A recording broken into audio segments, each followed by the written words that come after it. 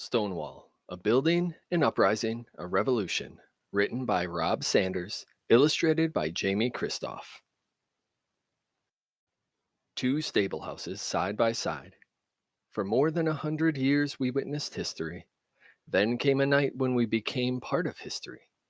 We were built in the 1840s to board the horses of all the affluent in New York City's Greenwich Village. Inside our brick walls, horses whinnied and hammers clanged. Outside, passers-by bustled as carriages rumbled on the cobblestone streets. As time passed, the wealthy residents began to move uptown, taking with them their art clubs, libraries, fine hotels, and theaters. Our neighborhood became a mecca for immigrants arriving from all around the world. Visitors made their way to Greenwich Village. Many of them stayed. Greenwich Village was changing. We changed too. The smell of freshly baked bread began to waft out our windows and into the neighborhood. The roar of automobiles replaced the rumble of carriages as artists and writers moved in. Contemporary art galleries, experimental theaters, and small restaurants sprang up around us. The village was becoming the creative center of New York City. By 1930, our two buildings were joined together, and we became Bonnie's Stonewall Restaurant. Celebrities, artisans, tourists, and local residents lunched at our tables, shoulder to shoulder. Greenwich Village was a place where you could be yourself, and where being different was welcomed and accepted. Newness thumped in the heart of Greenwich Village in the 1950s, vibrating our windows. Musicians played on the streets. Jazz filled the air. Poets performed in restaurants. Artists painted in their studios. The beat movement arrived, and we witnessed it all. Leading up to the 1960s, our neighborhood welcomed gays and lesbians, men who loved men, and women who loved women. We were a home for people who were told they didn't fit in or belong. We had welcomed all kinds of people before, so we knew what to do. In 1967, we swung open our doors and became the Stonewall Inn. Gay men and women from throughout the city and the country came to meet old and new friends, free to be themselves inside our walls. Women and men, young and old, teenagers, transgender people, drag queens, veterans, business people, students, people of different colors, religions, and cultures gathered, chatted, laughed, and danced under our roof. Others were not as accepting. They thought those who gathered within our walls were too different. We heard the whispered voices of those inside. Loving someone like yourself was illegal. Socializing together could get you arrested. Wearing the wrong clothes could land you in jail. Being gay could get you fired or kicked out of your home. Some nights we heard fists pounding on our doors, felt angry footsteps stomping across our floor, and saw flashes of glaring lights as the police arrested some of those inside. After each raid, those who hadn't been arrested left quietly, angrily, disappearing into the darkness. We stood tall and kept opening our doors. People kept coming. But the police raids kept coming too. We couldn't stop them. In the steaming early morning hours of June 28th, 1969, under a nearly full moon, another raid began. "Police!" a voice shouted. "We're taking the place!" Officers stormed through our doors, lining up the people inside, demanding IDs, detaining some, arresting others. This time, those not arrested didn't disappear into the night. Instead, they stood defiantly in the street and on the sidewalk, under a rusty sign. This time, they weren't quiet. As the ones arrested were led to police cars and patrol wagons, the anger of the growing crowd was lit. "Why don't you do something?" yelled one woman as she was forced into a police car. Immediately, the spark of anger grew into a smoldering resistance. Shouts and screams echoed off bricks, fists thrust in the air. We saw the faces of the crowd and felt their rage.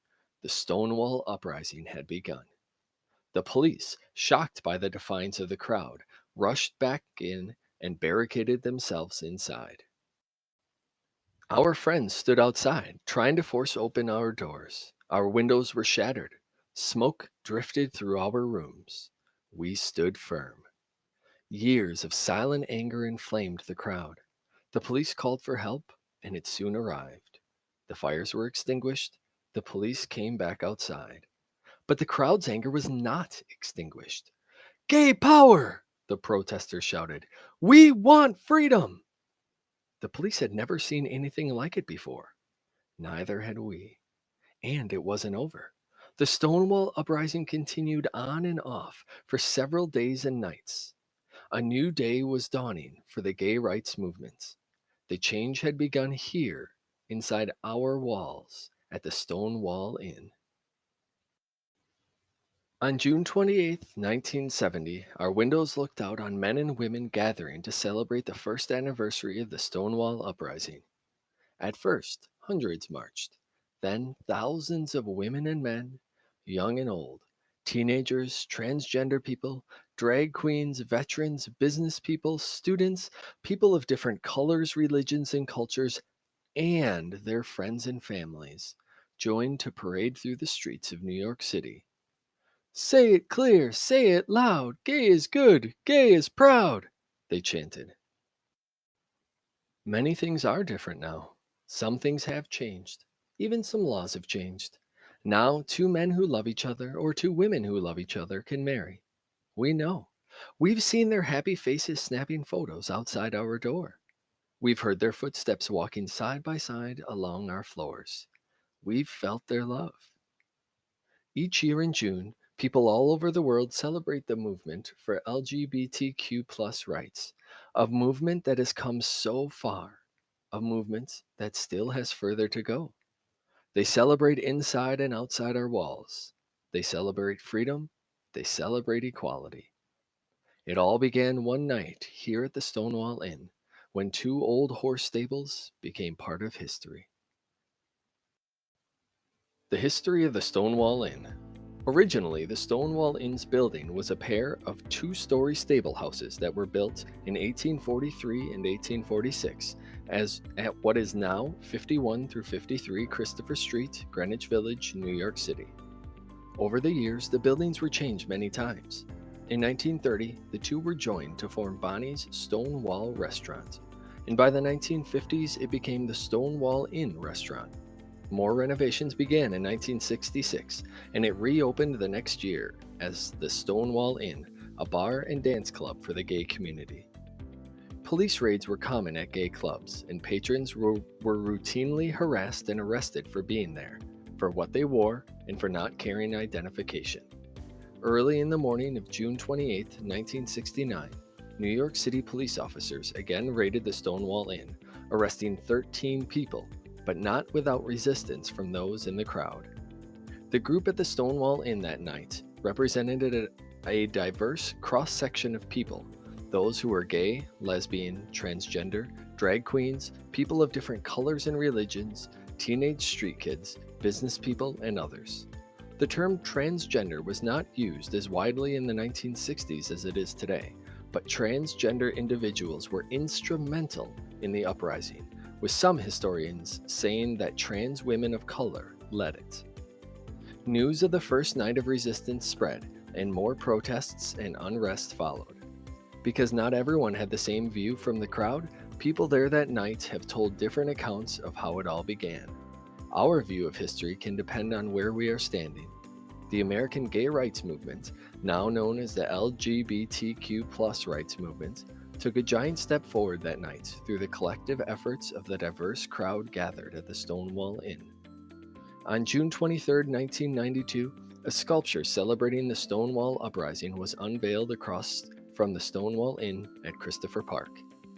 American artist George Segal created the work, entitled Gay Liberation. In March 2000, the Stonewall Inn was named a historic landmark, and in 2016, President Barack Obama designated the inn and part of the surrounding neighborhood as the first national monument honoring the LGBTQ+ community.